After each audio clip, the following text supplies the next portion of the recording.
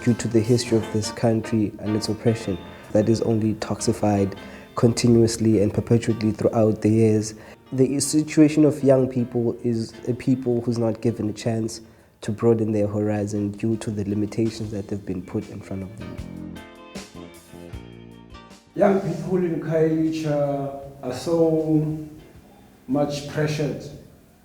They have the pressure of going to school, graduate, don't get a job. Some of them, they pass matric and they can't continue further. Others, they drop out because they don't connect with the education that they're getting. Because some of the young people, you go home, your parents are telling you to get a job. But you keep applying with CVs, you don't get a job. Young people in KHAYELITSHA as well, they are living in the box. They watch too much TV and they want to practice what they see on TV. So you find some of the youth that are living an American dream. You have everything, but you have nothing. Where they say they are dancing their troubles away, but in the morning you'd be hearing that somebody is dead from that dancing. All these ship-ins and all this drug sport are run by gangsters. So if the community is run by gangsters, young people need to find a remedy for themselves. Within the whole movement that was happening of arts in the streets and in our neighborhood, there was a huge need for a practical element. So that's how I and the group, which was already active with the arts and the poetry, got to the point whereby we started the garden. And then from there, since we were already sharing knowledge through the arts, it felt only right to share knowledge through gardening as well. We were a group of 5 poets when we started. So the school that we are in KHAYELITSHA, is a primary school, gave us the space to do the garden. When we initially started the garden, we arrived here, there was just nothing. It was a vacant spot. It was similar to a dumping space, if not just a soccer playing ground for the kids. So we arrived here, we started to clean up the space. We dug up a lot of waste, which was plastic, cans, bones, shoes. We ignited a lot of curiosity within the school community and the broader community around the school. The relationship with the learners has been amazing from day one. The kids came in running and they came to ask what we were exactly doing. When we told them that we were going to be planting food, they thought we were crazy. So we embarked on a journey with them from that moment to actually educate ourselves and prove that food really comes from the soil, because they thought food comes from the shelves.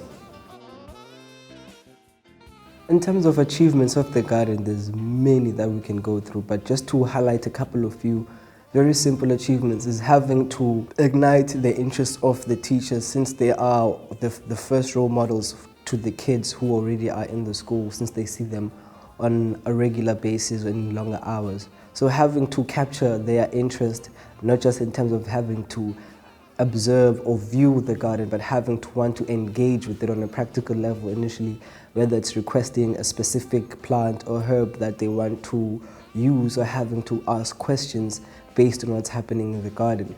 So for me, that could have been one of the achievements that stand out, because through that achievement, we have had a domino effect of many more achievements in terms of interest and engagement from the community. We are more focused on education. We are more focused on bringing back the dignity of the people, the independency.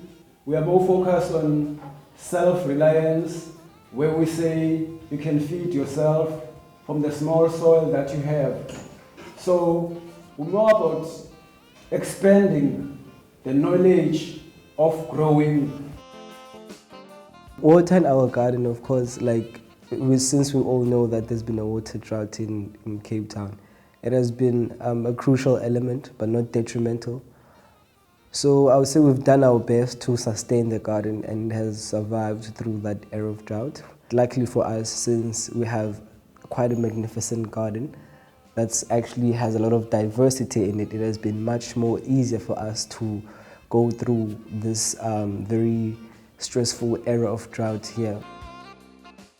Talking about Kumis as one of the students or the kids we have here in the garden, it's been an amazing journey to have him.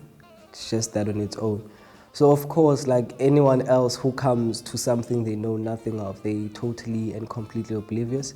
But one thing that came out as a beaming light was the amount of interest and willingness from him to engage, not just on a theoretical level of things, but practically to a certain extent, whereby the interest has gotten to the point we don't have to say things, we find him engaging. And the amount of interest and dedication he has put in towards gardening, not just within here at Ikhaya Garden, and more specifically at his own household garden. So for us at Ikhaya Garden, seeing that amount of enthusiasm and interest having to overflow, not just from the spaces that we get to teach them, which could seem to be a comfort zone, but actually to see them doing it even on their own without our supervision.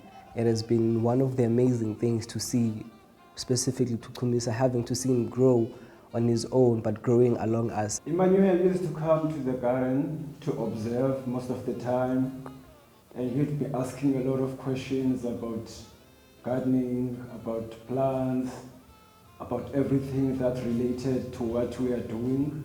One day, he came to tell me that he had a garden, and he wanted to show me that garden. All the time he would come to the garden, he would say, "I want to show you my garden. I want to show you my garden."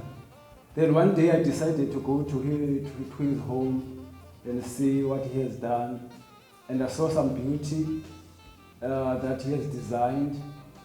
And that's where I told him that why he shouldn't be joining us. So from there, that's where he joined the crew. Through gardening, you have to be aligned with nature. That on its own, you have to be aligned with the seasons. So through gardening, that's where you get to be exposed to the laws of nature. And as I said, having to have a sense of humanity, which in my mother tongue is called Ubuntu, that's where you get to get the African values as well. The garden has been life, and it's been an amazing life because you don't find that type of life in the townships, but with the garden is where you find the real things, that life does really exist. It's not a myth, but life is in existence through the plants, through the trees, through the flowers and the vegetables. It's life. Never forget why you started something. It might be gardening or something totally parallel towards gardening. And never lose who you are in whatever you're doing, and always stay true to yourself and true to the core reason why you're doing what you do. And most importantly, always enjoy it.